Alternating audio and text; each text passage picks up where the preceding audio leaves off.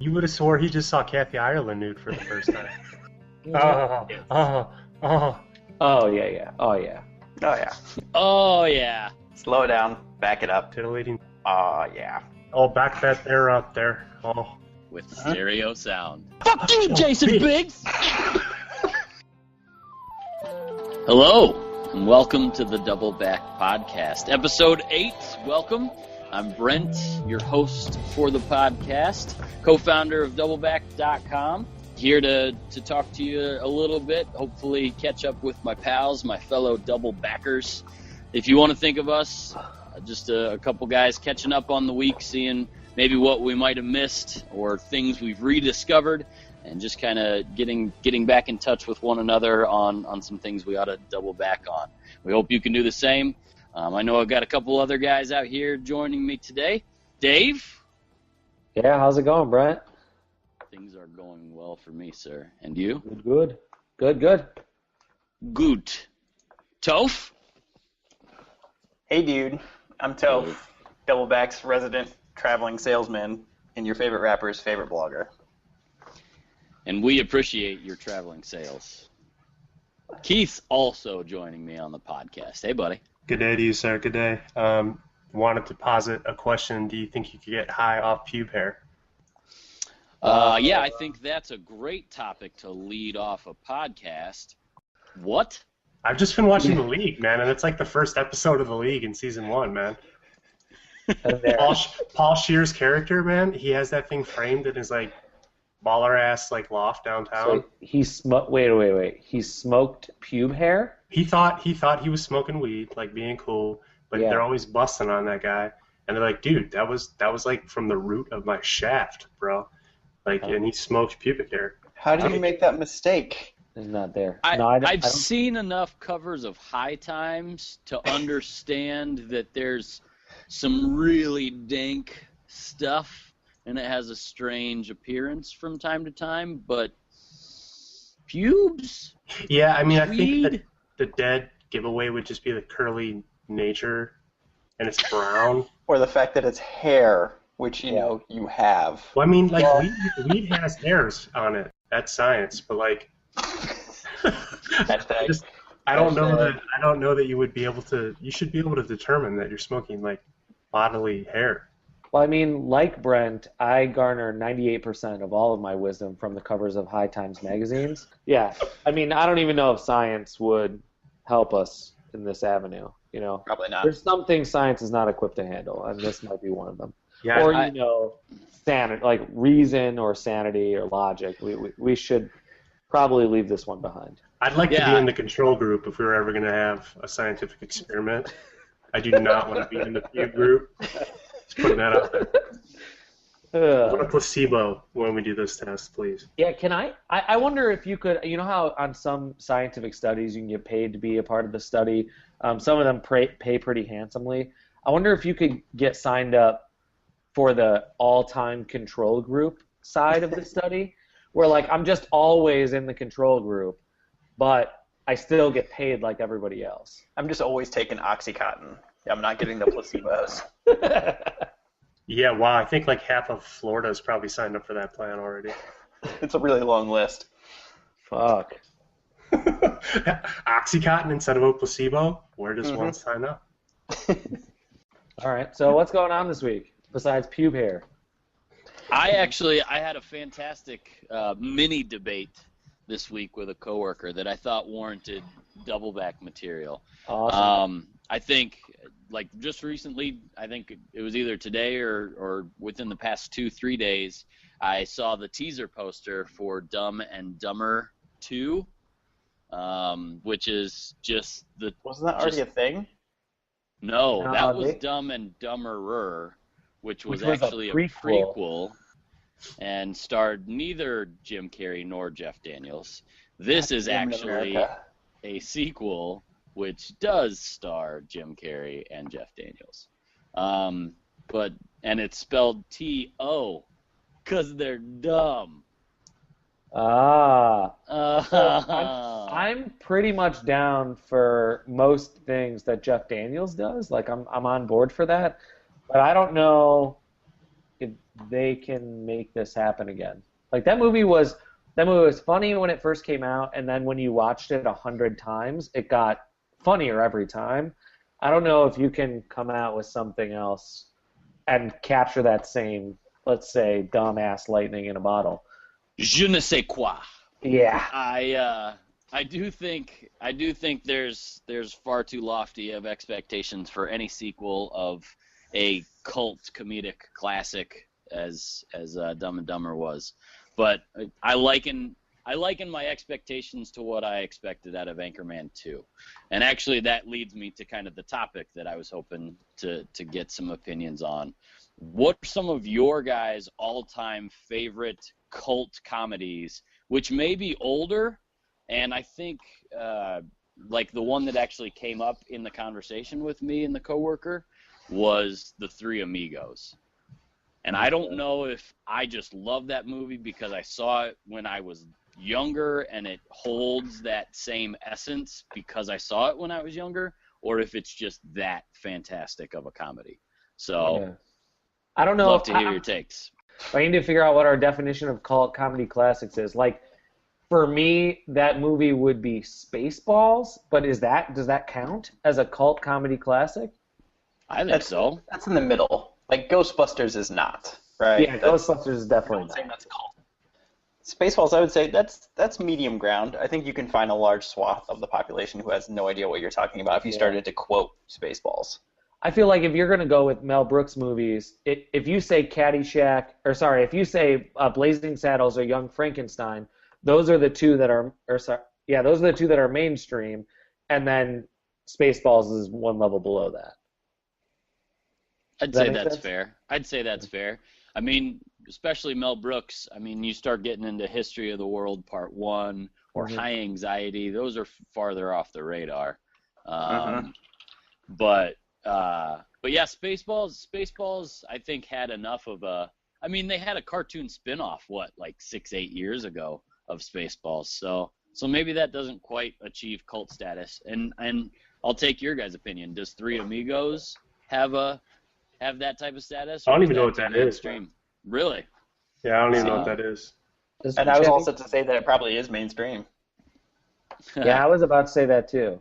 The movie, just to give the Double Back listeners and Keith a bit of a heads up, movie that came out in the late 80s, I think. I don't have IMDb pulled up right here to check, but stars Steve Martin, Chevy Chase, and Martin Short as three Hollywood film actors that think they're out of work and they think they're getting a gig down in Mexico to play these characters they've kind of become known for in silent films, only to find out that the small Mexican community that has hired them thinks they're actual, vigilantes that protect citizens from criminals, and the Three Amigos have to end up saving this small little Mexican village with their typical gimmicks, which aren't working because it's real life. And I think there's almost a different definition now for those of us who are. I don't want to say any of us are coming of age. We're all obviously of age, but I'm 18.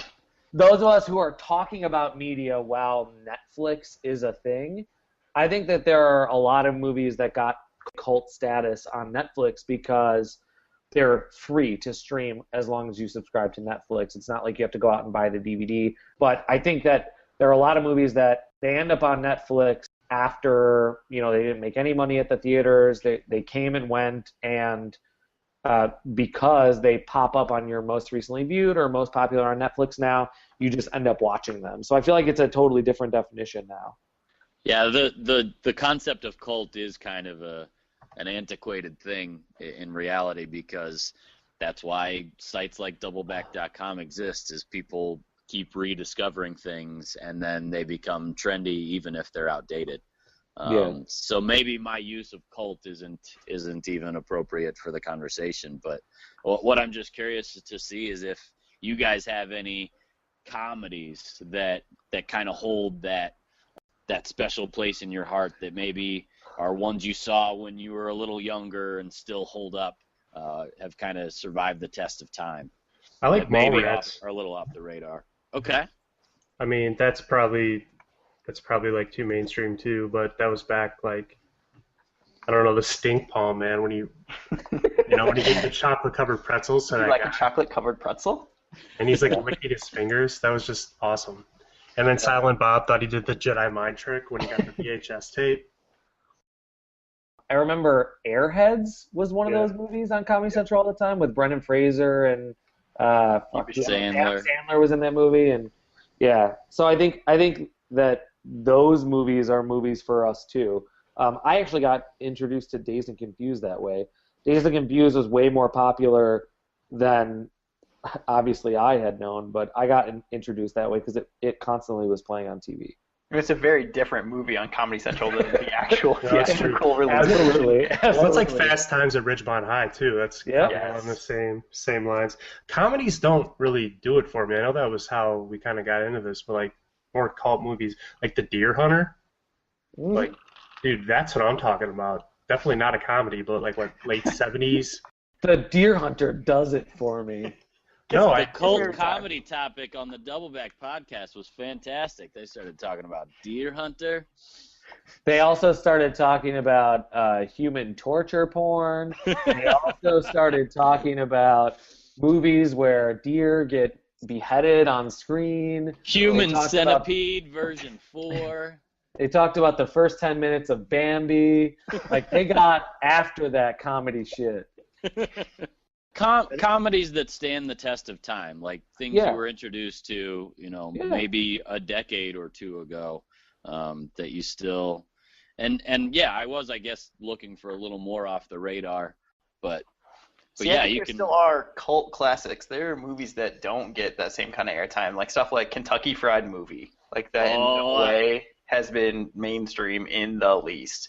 And even if you look at like movies with well-known actors that don't get that Comedy Central treatment, stuff like Strange Brew or Spies Like Us, like well-known actors but don't get that Comedy Central treatment.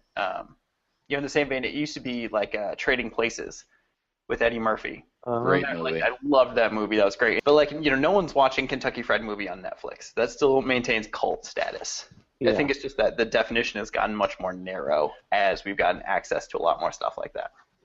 Are you going to expand on Kentucky Fried Movie a little bit for the DBLBACK listeners and maybe even our fellow DBLBACKers there?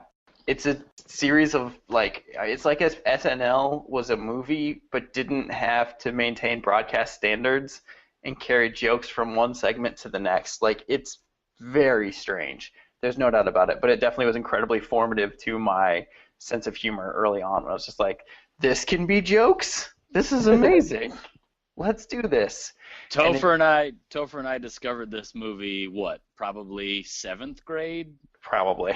No, I guess it was high school, so maybe freshman year.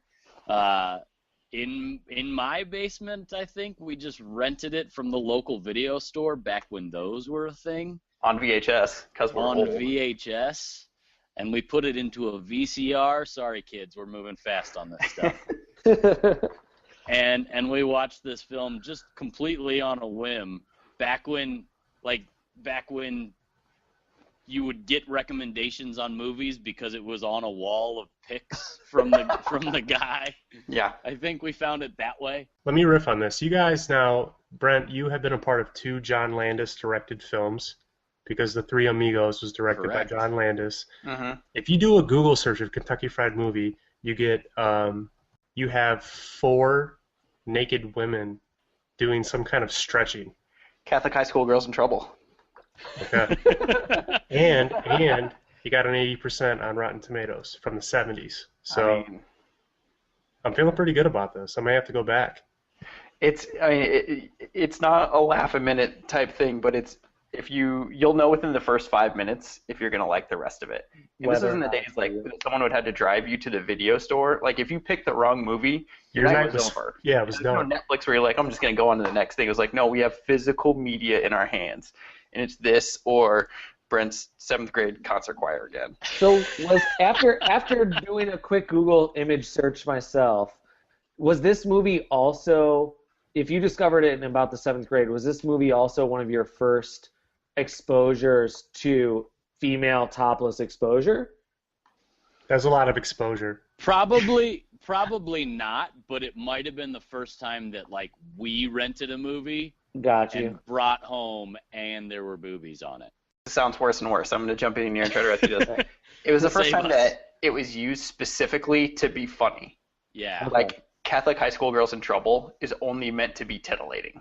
But like, stuff like Porky's or other things where it's just like, we're going to randomly throw in the locker room scene here.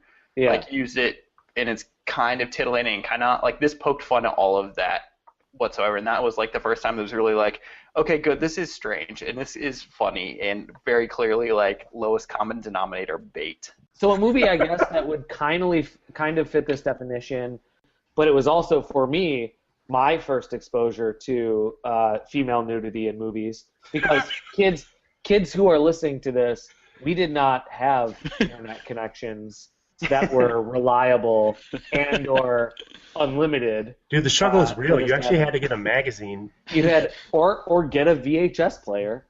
And so that movie for me was Stripes, which I think falls in that Spaceballs realm, where it was never super popular. It never obviously got airplay on Comedy Central. Mm-hmm. But Stripes is fucking hilarious if you go back and rewatch it. That movie was probably one of my very first experiences with letting guys just riff and improv on screen and seeing what happens. And obviously Harold Ramis would just let Bill Murray do whatever he wanted, or let himself do whatever he wanted while he was on screen, because he directed and starred in that movie. I got a couple that came to mind now that I've actually spent some headspace on this a little more too. An underrated comedy that they used to play all the time on Comedy Central, like when I was in college, and I still love and quote pretty regularly actually, is a movie called Life with Martin Lawrence and Eddie Murphy. Where Jim Crow era. Yeah. Yes. Prison? Yes. Wow. Where they didn't commit the crime, they went to prison for life, and then get out, and it's a really underrated comedy in my opinion. There's a lot of good stuff that's going on there. I'm trying to think back through my SNL lore if Ben Stiller was actually like a full-time cast member for any stretch, because I think if anything it must have been really short. He was a featured cast member starting in, I want to say, like, the super late 80s, maybe even, like, 89. Okay. And then I know he had his own show on, I think it was one of the premium cable networks, either HBO or something, for a period of time with Janine Garofalo and Andy Dick that didn't have a really long tenure either. But, if he was a featured cast member in 89, I was 2.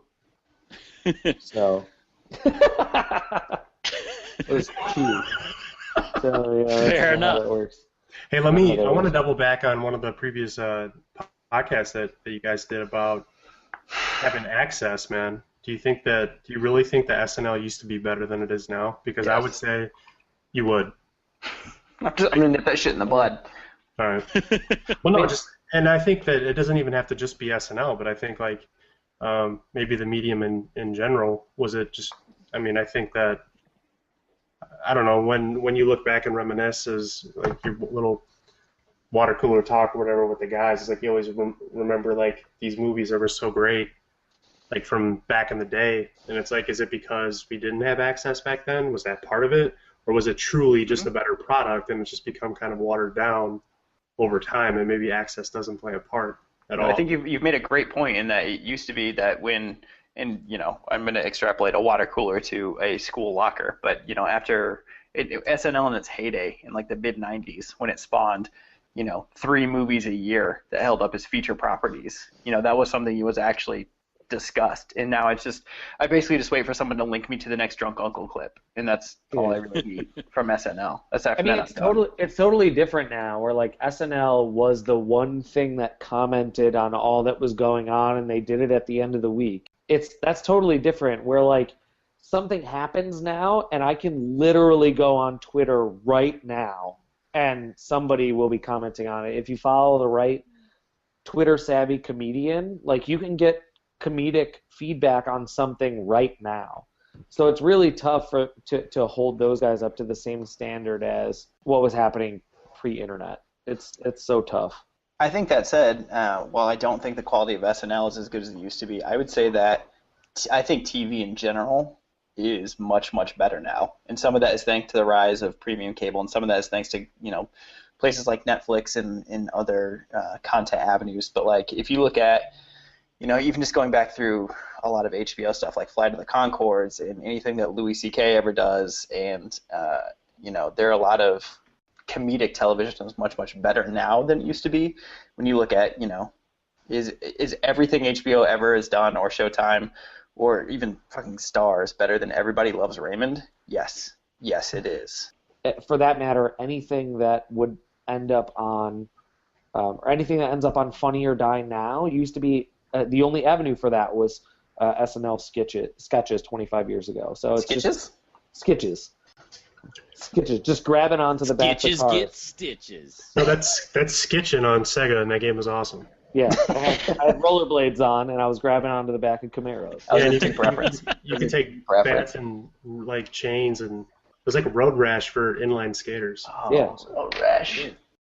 Super Mario 3 is the best of the Super Marios. I don't want to hear anything about a Super Mario World or a Super Mario 64 or a Super Mario Galaxy. Smash Brothers. Mario Kart?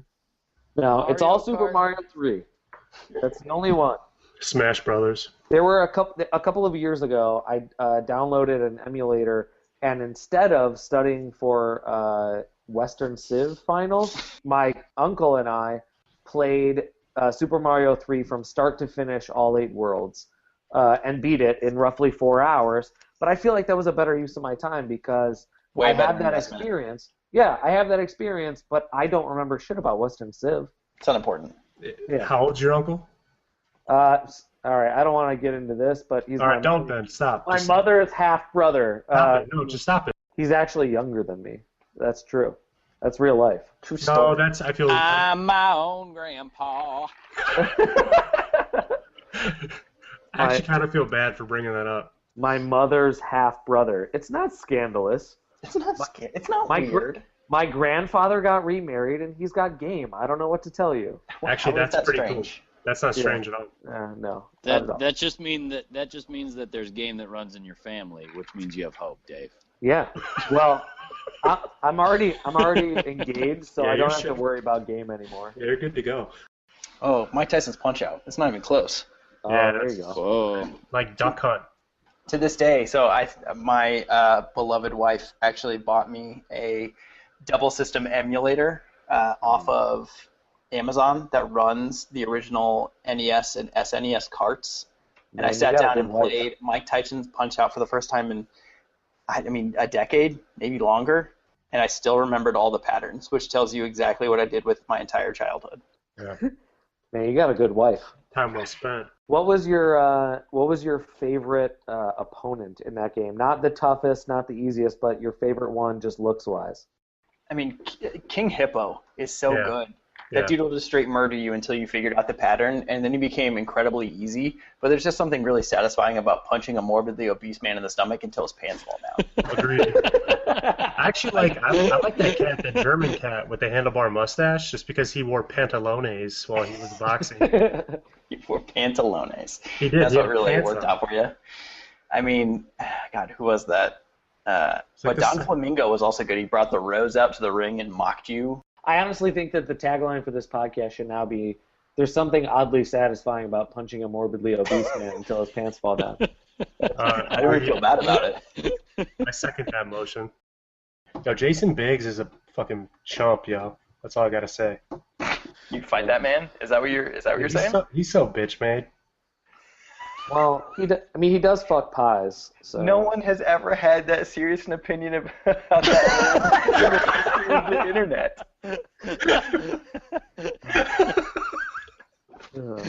Jason Biggs is a bitch.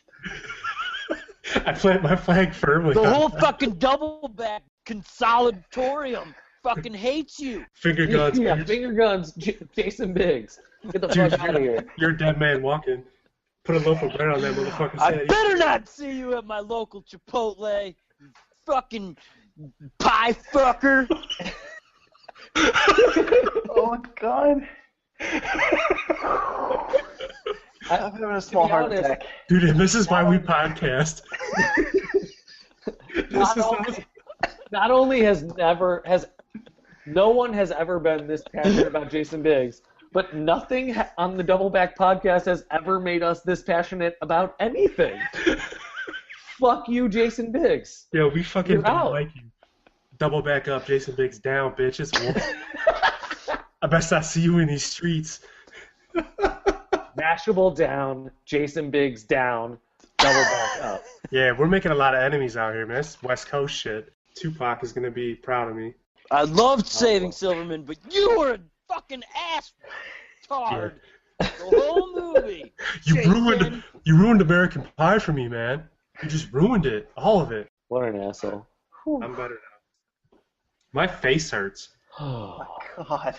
Dude, that was belly laughing right there. Yo, Jason Biggs up for real. You're a punk ass bitch.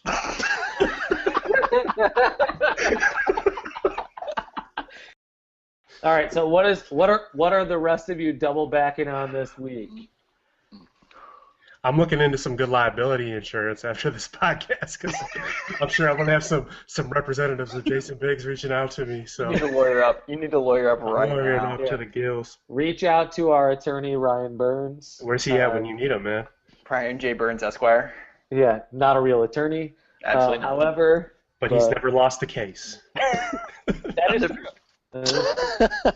I'm going to post a link to this article in Cracked. It's an older one, but a really good one that'll make you pretty nuts. It's on cracked.com from, they reposted it June of this year, but they posted it a while back. It's called the 28 Most Infuriating True Statistics That You Don't Know. I think it'll garner a lot of discussion. I can read Cracked pretty much all day, but talking about it with you guys would be pretty fun. I can smoke crack. No, stop. How are we going to let you get away with saying it's an old one but pretty good and it'll make you nuts without making at least one your mom joke? Like, no. You can't do that. That's no. Yo, your mom is so fat when she wears a Malcolm X t-shirt, helicopters land on her. Thank you. I'm good. I mean, what are you going to double back on this week? Do you have something for us? Anything? Anything that's more recent than Tetris? Yeah, I'm actually gonna double back on Ric Flair. And, no, hear me out, dude. Okay. MMG, man, they put out a song about that life, and I gotta tell you, man, they have a minute-and-a-half Ric Flair intro in the beginning, and he's like, "Woo! I spent more money on spilt liquor from one part of the world to the other than you made last year. Woo!" And that's Ric Flair, man. Okay. I'm going back on his shit, and I'm going to start incorporating that into my my normal day-to-day routine. So be prepared. Rolex wearing, limousine riding, kiss stealing. Woo! All right, so we're gonna post a link to that song, I guess. Well, no, and the interview. Okay. Slick Rick. Keith's pick is Slick Rick. Topher, bring it home. So obviously Netflix dumped season 2 of Orange is the New Black on us, and I have come close to losing my job due to watching new episodes pretty constantly. So if you're not up on that yet, go ahead and jump on Orange is the New Black, as well as we just finished the season, I think 3 of The Americans from FX, which is also damn tasty. Highly recommend catching up on that and getting ready for season 4. There's a rumor going around, I don't know how valid this is, that they're considering a mid-season launch for that show since it's doing so well, so that means we wouldn't have to wait so long for that. As well as Thursday starts the World Cup, which I will actually probably get fired from my job for dereliction of duty when I do nothing but watch 3 soccer games a day from the bar down the street from my office, because I'm derelict. So a big shout out to Topher and to Dave for giving us some solid homework. Keith, with his Ric Flair mention, we can definitely do a little bit of double backing there. I look forward to my homework and coming with a little bit of homework myself on the next episode. Hopefully we'll see everybody episode 9, get a chance to double back on our assignments and go lots of other crazy places. So hit us up with any ideas or commentary on anything we talked about when you're listening to this podcast. You can get us in normal spots, Twitter, at DBLBACK, right there on the website, of course, doubleback.com, and Facebook. Look forward to talking to everybody next time. Finger guns. Finger guns, Brent. Fuck you, Jason Biggs!